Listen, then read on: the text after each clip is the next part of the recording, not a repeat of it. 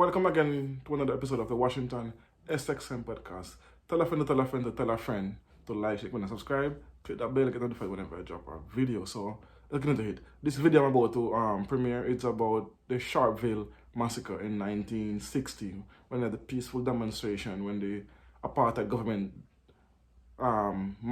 shoot in the demonstration, massacred, killed over 69 people. That's a massacre, guys, over 69 people.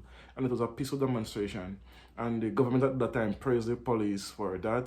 And this is during the time when Nelson Mandela was pushing a peaceful demonstration. And this is when, at that time is when, no, in 1964 is when he switched from a peaceful demonstration to a armed demonstration where they take up arms against the apartheid government. And this is where everything started to turn. The tide started to turn in South Africa. This is from this day, March 21st, 1960 is when it's turned from not the turn, it's the beginning of the end of apartheid. And this day is remembered as South Africa Human Rights Day, but I think it has a wrong name. They should put it the Sharpeville Day. But anyway, let's get into the video. Take a look at it. Let me know what you think. Leave your comments in the comment section and then let's talk about it. Watch this video in its entirety so you can get the full scope and the grasp of what happened and how countries worldwide stood by during apartheid and watch all these murders, thousands of people murdered, injured, and thousands being arrested just because of their skin color.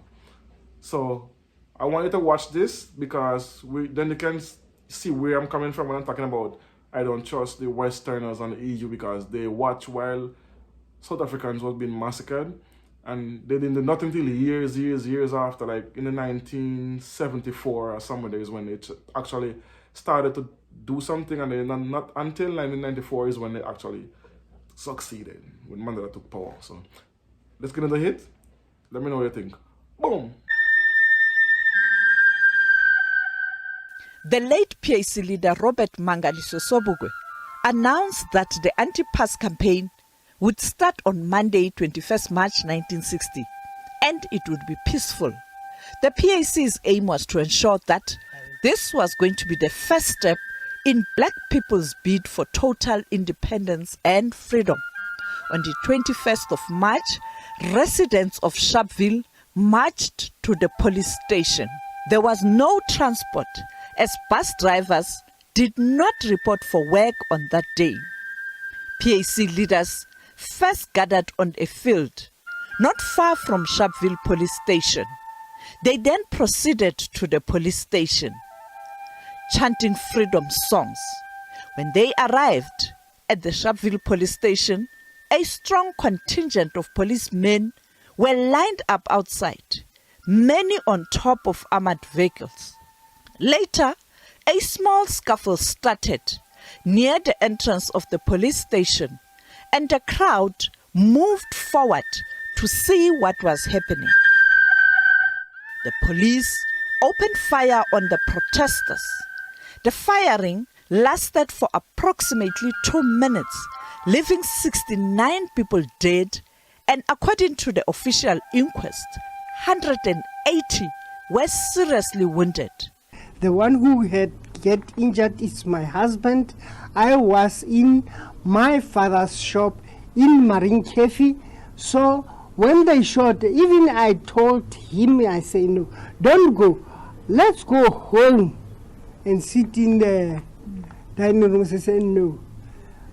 When the men fight, I must go sit in at your home. I know. I'm a man. I must go and shoot. I must go and fight. When he is there, just when he take a try in our shop, they shoot him. Foot, spinal cord. Even now, he got a bullet in spinal cord. Eyewitnesses say then there was no warning for the crowd to disperse. The following day, the then apartheid Prime Minister Hendrik Verwoerd praised the police and claimed that protesters shot first. He declared a state of emergency. Robert Sobukwe and the others were charged. Even if Sobukwe could have said that time that take them, we could have started fighting there and there. He had that magnetic force. You could feel it, You could feel it when he was just standing there, not talking, just looking at you. We felt there's something here. He was strong. Even the Boers knew. We used to come there, they would just say, hey, please tell. If he's inside the house, they say, please tell. They would just pass through quiet there. They didn't want us to wake him up because when he comes out, he was a force, that man. The massacre of innocent people in Sharpeville led to the historic move where the representatives of 29 African and Asian member states at the UN requested an urgent meeting of the United Nations Security Council to consider the situation arising out of the large-scale killings of unarmed and peaceful demonstrators against the racial discrimination and segregation in the Union of South Africa. On the 28th March 1960, the ANC also called a nationwide stay-at-home in protest against the events in Sharpeville. Passbooks were banned across the country. After Sharpeville, the ANC instructed Oliver Tambo to leave South Africa to lobby the international community for the intensification of economic and political sanctions. And locally, another consequence of Sharpeville was the government's banning of both the ANC and the PAC. This was followed by a more brutal, intensified phase of repression, which saw the declaration of state of emergency and the detention of around 11,000 people at that time. The massacre was one of the catalysts for a shift from passive resistance to an armed struggle and saw the founding of Poko, the military wing of the PAC, and Umkhonto weSizwe, the military wing of the ANC. The Sharpeville incident also changed the worldwide view of South Africa. On April 1960, the United Nations Security Council passed a resolution condemning the killings and calling for the South African government to abandon its policy of apartheid. A month later, the UN General Assembly declared that apartheid was in violation of the UN Charter. Opposition to apartheid within the UN grew. In 1966, the General Assembly proclaimed 21 March as the International Day for the Elimination of Racial Discrimination to be commemorated annually.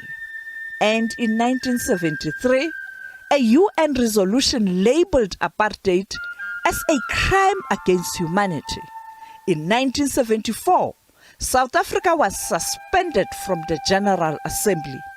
After the first democratic elections in 1994, the new government in South Africa declared the 21st March will be commemorated as a public holiday known as Human Rights Day. However, the PAC and the other organizations were opposed to this. In 1996, South Africa enacted a new constitution that enshrines the rights and freedoms of all people.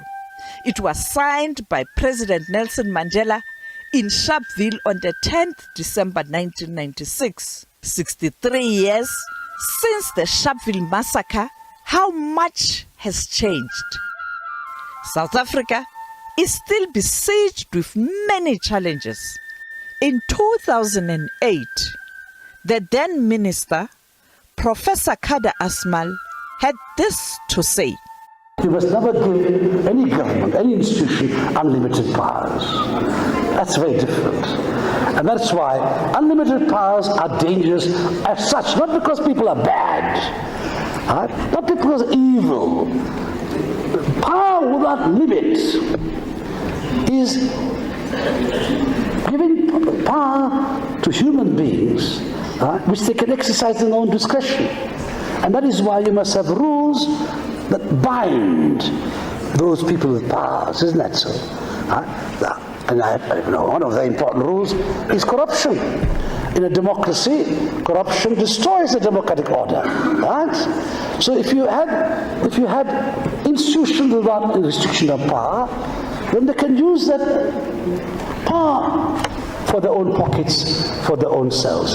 For to a world which is a melange, a mixture, miscegenation, putting everything together in one pot and making all the differences virtually disappear. Because in the end, we'll live up to what the editor said, we come from one person, from one part of the world. And therefore, distinctions and differences are socially organized. Now remember that.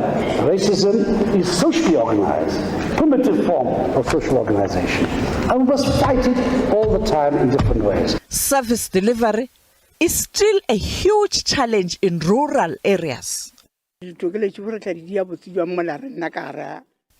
is saying the area is not clean. They are exposed to diseases.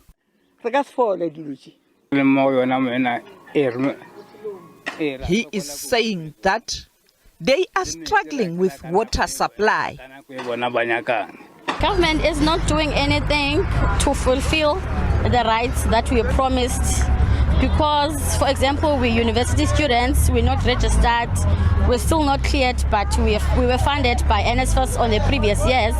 Now we're being told that we need to pay some amounts that we don't even have. We're afraid to be walking in the streets even during the day because we're not safe, and not only in town, also even around our homes, because people are able to come into our houses, or even like in the pavement around our houses, people can just take you, rape you, or kill you, or sell you, and all of that. So I feel like as a young person, a young female in South Africa, I feel like there's a lot more that can be done to change whatever it is that's happening right now. On the 21st of March is one of those days that reminds us of the past, that actually we need actually to educate our children to moving forward. Human Rights Day, celebrate.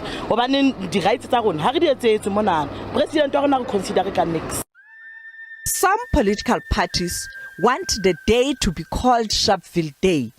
The debate is still raging on. For other parties, it must remain Human Rights Day. So guys, you see how did you like that video? They see that video gives a detail of what happened from the 1960s all the way to 1994 when Nelson Mandela was elected president of South Africa. And this is what always my thing with South Africa. I don't know who agree with me, but I never like the fact that Nelson Mandela talk about this peaceful transition. For me, all those people should have been put in prison. All those officers who killed black people relentlessly, without cause, without propagation, killing black people, and all these people who gained from that, all of them should have been put into prison and take out of position of power and lose their homes and businesses because of what they did or of what they gained during apartheid. So I never agree with the Nelson Mandela way of handling that in 1994 when he became president. And some of his who he was in prison with also didn't agree with it. But because he was super popular, they couldn't really push too much against him, because he was for arming and fighting back violence with violence. And when he came out, he do a 360. So I didn't like that. He should have get those people locked up, or sorry about the noise, our truck is passing by. So we should have turned the tides, because people don't learn by forgiveness. People learn by feeling what it felt like to do something until they feel it in return, they won't understand. And this is one of the reasons why people still think they can treat black people a certain way, because they never pay the price that they should have after the apartheid and Nelson Mandela came to power. He absolved everybody of everything. And this is what I hate when you come on to Bible, forgive and forget crap. That's what killing our black race. We too like to pay attention to this forgive and forget Bible Christianity that was forced upon us in the first place. So anyway, I don't want to think about it too much because I'm gonna get all angry all over again. So anyway, thanks for watching. You don't know, like, share, and comment. Tell a friend to tell a friend. You don't know what it is. Let me know what you think in the comment section, and then we can talk about it. So peace, one love, boom.